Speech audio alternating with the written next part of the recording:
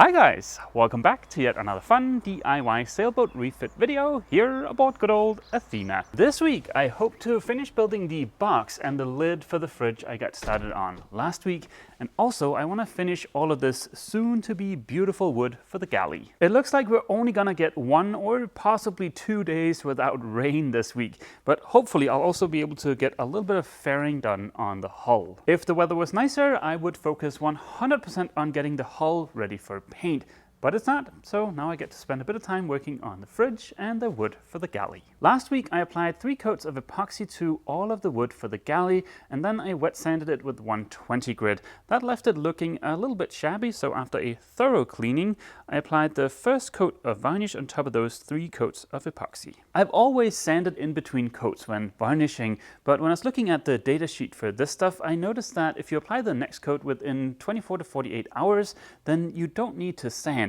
Now I don't have any big blemishes or issues with the first coat, so why don't we give that a try and see what happens if you don't sand in between coats. The mix ratio is 2 parts A, 1 part B, and a maximum of 5% thinner. So I've drawn some lines here on my stir stick. This is part A, part B, and the top line is the maximum amount of thinner I can add. This stuff has an induction time of 10 minutes, so that means when I'm done mixing it, I need to just leave it alone for 10 minutes before I start applying it. I don't know what it's like in every other country, but here in Denmark we've got a very convenient little 2-digit code that'll tell you how dangerous a paint or varnish is to your health. The first number indicates how dangerous it is to breathe the fumes from the paint or varnish, and the second number indicates how dangerous it is to get on your skin. The interesting thing about this scale is that the first number goes to a maximum of 5, whereas the second number goes to a maximum of 6, because, well, reasons, I guess. As you can see, part B here maxes out the scale at 5-6. I'm out of Tyvek suits, but I do have a respirator, disposable gloves, and a long-sleeved shirt, so I think that's good enough for me. Before I mixed up the varnish, I made sure to check the weather forecast and also the current temperature and humidity here in the workshop. I did that using this little gizmo. The gizmo logs temperature and humidity. The datasheet claims a maximum amount of humidity at 75%, and as you can see, we are right around 73%, so that's good. We are pretty close to the 75%, but there's no rain forecast for the better part of the day, and also it's very windy outside, so that humidity should start dropping very soon. Our 10-minute induction time is up, so let's try and apply some of this to the little test piece to see if I need to add any thinner. I will add just a tiny splash, I think.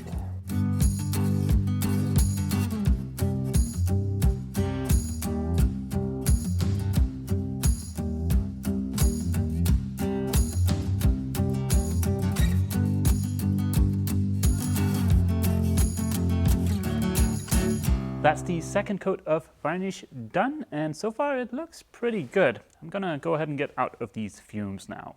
Same shirt, next day, so there are no more fumes in here. A few hours ago I laid up glass over this exciting looking shape. This is going to be the lid for the fridge. It's built the same way the bottom of the fridge is. It is an outside of green foam and then a delicious nougaty center of insulation. I got a few comments saying that I should not paint the inside of the fridge because the paint will eventually chip, and that doesn't sound fun, and that got me thinking, and I remembered that you can actually just add pigment directly to epoxy. West System even sells it. It's this little innocent looking container. The epoxy here on the lid is still nice and tacky, and I figured if I apply the first coat of pigmented epoxy now, then I won't have to sand. You add 3 to 5% by weight of the pigment to just regular old 105 and either fast or slow hardener, and that should be it.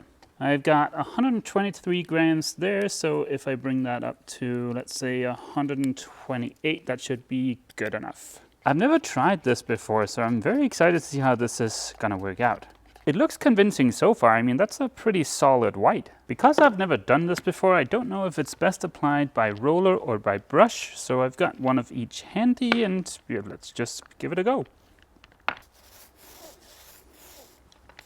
Yep, by brush is definitely the way to go. I'm going to go ahead and call this a partial success because, as you might be able to see, the textured surface of the BX is kind of printing through the pigmented epoxy. What I should have done was just to let this cure, sand it completely flat, and then start applying the pigmented epoxy. But yeah, well, it was worth a try. I'll let the pigmented epoxy fully cure, then I can come back, sand it, and apply another coat, and that should be the lid basically done. It's Thursday, and today is the only day this week it's not supposed to rain, and that makes it the only day this week I can get some work done on the exterior of the hull. So just for today, I'm gonna hit pause on building the fridge and varnishing all of that wood for the galley, and instead focus on fairing the hull. I am out of 407 fairing filler. I've used the last little bit I had here at the workshop. Now, I've mentioned plenty of times that 407 is not really my favorite fairing filler because it is pretty time consuming to mix. It changes viscosity a lot if you mix it somewhere where it's cold and bring it outside where it's warm. And also sanding it is not that easy. If you already have the epoxy and you only need to do a little bit of fairing, I think one of the cheaper options is to pick up some 407. But it's definitely not the nicest option to work with. Last week I picked up some all fair. I've never used this stuff before, but I really like it. It's a lot easier to mix, a lot easier to apply, and easier to sand. It might cost a little bit more, but you're gonna save a ton of time, and it's gonna make the whole fairing experience a lot more fun. This is the base, and this is the hardener, and I'm about halfway through this first set. Mixing it is super easy. It's a ratio of 1:1. Everything is now a nice uniform color, so let me go ahead and get this applied to the hull.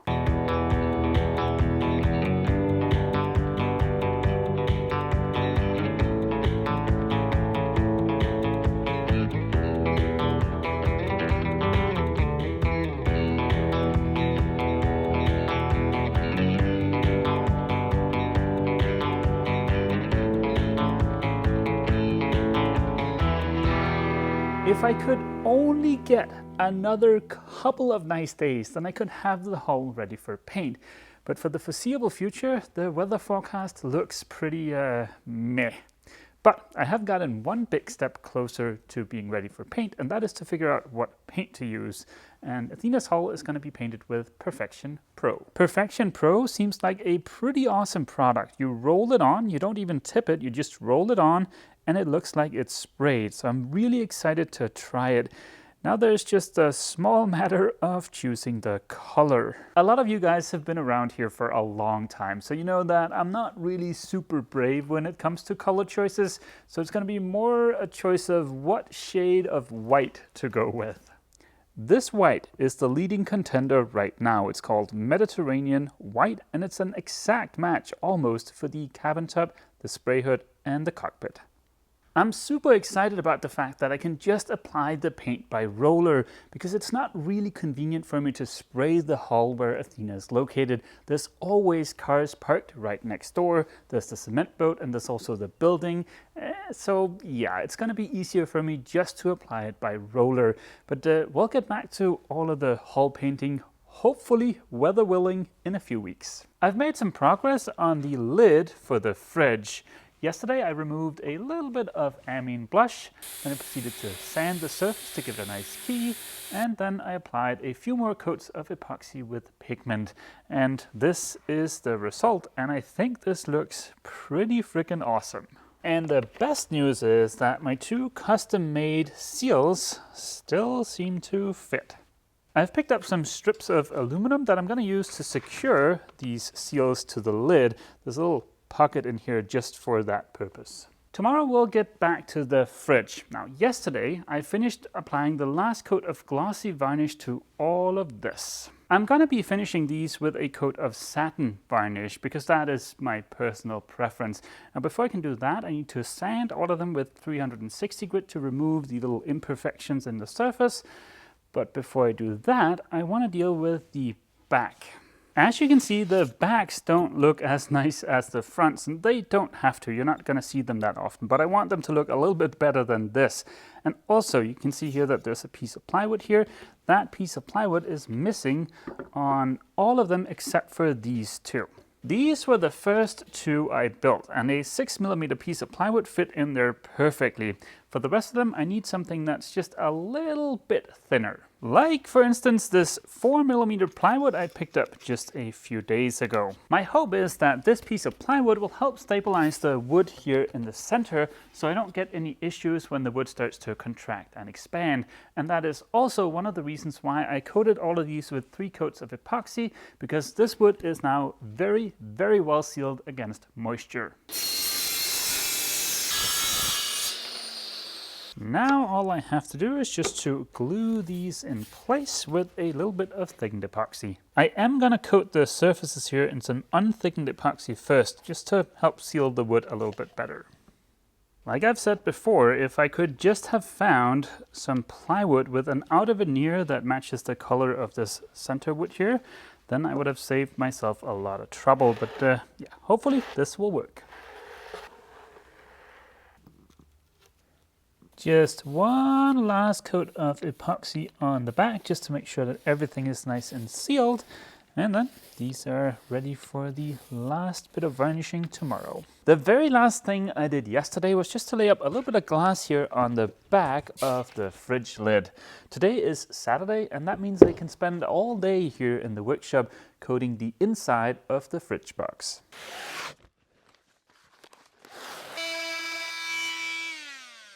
So far, I am thoroughly pleased with the fridge lid. It actually looks like something that belongs in a fridge, and the pigmented epoxy leaves a super hardened, almost glass-like surface that's going to be very easy to keep clean. I could sand and polish away the little bit of unevenness I've got in the surface, but I don't think that's going to be necessary. The one challenge with using the pigmented epoxy is to get it to cover on the surfaces that are not horizontal. Like for instance down here. Now that is going to be a much bigger challenge in the fridge box because most of the surface there is going to be vertical. I built the fridge box so that it is removable. It's not easy to do, but it is removable. And I figured it would be easier to bring it in here into the workshop and do all of the coating in here. But first I do have just a tiny bit more sanding to take care of. And it looks like the lid still fits, so yeah, that's good. Let's get to the sanding.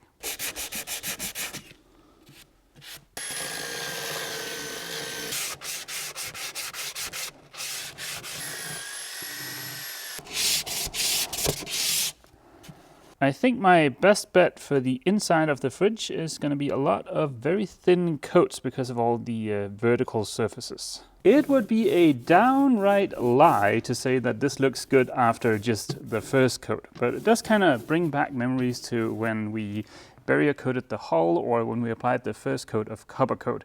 The first coat just looks horrible. In about an hour or so, I think I'll be able to apply the next coat of pigmented epoxy. While I'm waiting for the epoxy to become tacky enough to apply the next coat, it would be nice to get the seals attached to the lid. The first step is going to be to cut these aluminum strips to size. This should be a nice snug fit. So now I just need to repeat that process for the second seal. I'm going to secure the aluminum strips with some screws, so of course I need to drill some holes. In fact, it's going to end up being quite a few holes.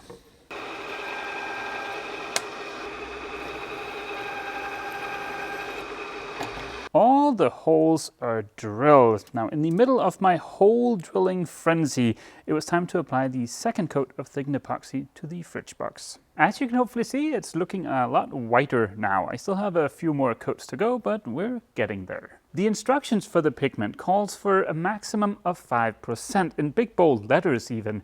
Now, last night I was searching the interwebs and I found some tests, and it looked like those tests were even performed by West System, where they added 2% and 20% of this pigment and then tested the physical properties of that epoxy.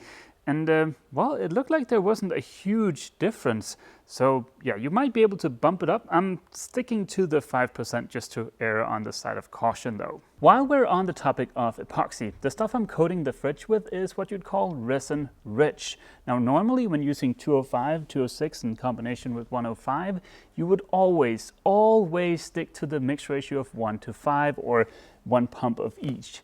There are some very specific exceptions to that rule. Epoxy is not like polyester. You don't add more hardener because it's colder, and you don't add more hardener because you want it to kick sooner. That's not how epoxy works. Now, if you're building a tank or something where there's going to be food in it, it might be a good idea to use a slightly resin-rich mix. If you're about to build a tank or a fridge using epoxy, I'll include a link down in the description that goes into a lot more detail, including how resin-rich you should make your epoxy, because it's a fine-edged sword. You don't want it to be too resin-rich, but yeah, I'll include a link down in the description. And what I'm doing here is based 100% on the information in that link. I'm using 5 pumps of hardener with 6 pumps of resin. But yeah, there's more information down in the description. It's time for the 3rd coat, and that is also going to be the last coat for now because I'm out of pigment. I doubt very much that the 3rd coat is going to be the final coat, and that is kind of annoying because that means I can't finish it wet and tacky, which means I'm going to have to sand everything before I can get a 4th coat on there. That's the 3rd coat applied. The fridge box is this close to being done. I think I need another 2 coats. And it would have been so awesome to be able to get them on there wet on tacky, but yeah, now I'm going to have to order some more pigment and then sand everything and then apply those last 2 coats. It is a little bit annoying that I can't finish the fridge box today, but I can still go ahead and attach the seals to the lid, and then the fridge is basically done, ready for final installation and for the installation of the compressor and the holding plate. To install the seals, I'm going to put in place the little aluminum strips, and then I'm going to mark the position of the holes with a Sharpie. With all the holes marked, I can go ahead and remove the aluminum strips again and then punch the holes. Maybe I could just drive the screw through here, but I feel better punching the holes. That way I'm sure I'm not going to mess anything up. As you can see, I've now got a bunch of holes in this bottom lip here of the seal. I'm just going to make sure everything is lined up exactly how I want it before I start screwing anything in place.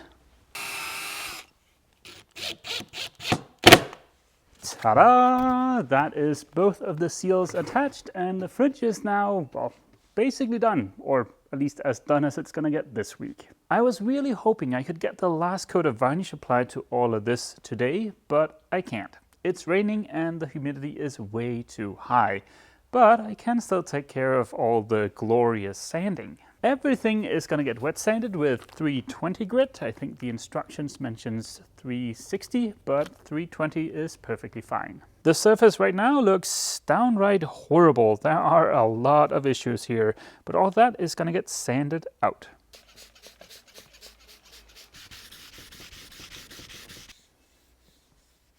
That was time-consuming and tedious, but everything is now sanded. After a light cleaning, this is all ready for that final coat of varnish as soon as the weather is willing. Seeing as I'm basically considering the fridge finished, I want to go over a few of the choices I made when I constructed this thing before ending this video. If you're considering building a fridge aboard your boat, or well, if you just have a boat, then I highly recommend you pick up this book. It covers a bunch of topics, also how to build a fridge. I've seen some comments mentioning vacuum panels and aerogel. Well, first off, aerogel is not a great choice. Vacuum panels, sure, that's a good way to go. Now, when I was figuring out how I wanted to build this, I priced out the option of building it with vacuum panels.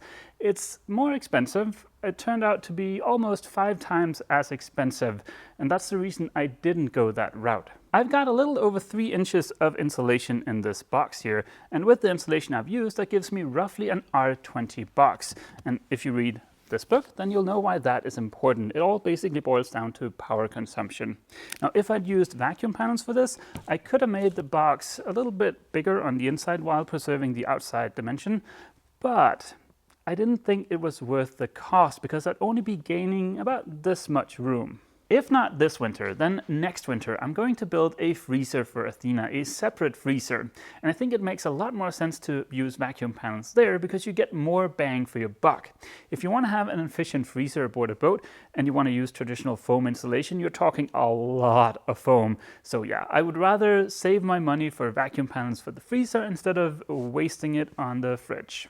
There were a couple of comments on last week's video claiming that the foam I'd chosen to use, this stuff right here, was not suited for the purpose. One of the comments claiming that this is an open cell foam. Well, that is not true. This is a closed cell foam. Whether or not the foam is suited for this purpose, well, I guess we'll find out over the next 5 to 10 years if that's true or not. But yeah, if I get any issues, as you can see, I can pull the box out and replace the insulation. That brings us on to a drain gate. A lot of you guys seem to favor having drains in the bottom of your fridges, which is perfectly fine. Now, I'm not gonna put one in because I don't think I need it. And well, this book here actually kind of agrees with that, saying that a drain should not be needed in a fridge. So yeah, I'm gonna try going without one. If I ever need to put one in, as you can see, I can pull the box and do that. But yeah, we'll see over the next couple of years whether or not that was a huge mistake on my part. I think that covers most of the fridge-related comments on the last video. So far, I am really pleased with how the fridge turned out. Once I've got a few more coats on there, it's gonna look like something out of a production boat. So yeah, so far I am very pleased with how the fridge turned out. I just took a peek at the weather forecast for next week and it looks mighty depressing. It's gonna rain almost every single day, so I don't know what I'm gonna be able to put in next week's video. But I think we might start out the video by taking a look at the items on my to-do list that I want to complete before I can splash Athena, because those are gonna be my top priority for the next 4 months or so. The plan is still to splash Athena at some point in the fall, most likely in October, so fingers crossed. That is going to be the end of this video. I hope to see all of you guys back here in the workshop next Sunday for yet more complaining about the weather. As always, feel free to leave a comment down below, and don't forget, if you've enjoyed this video, remember to leave a like. See you!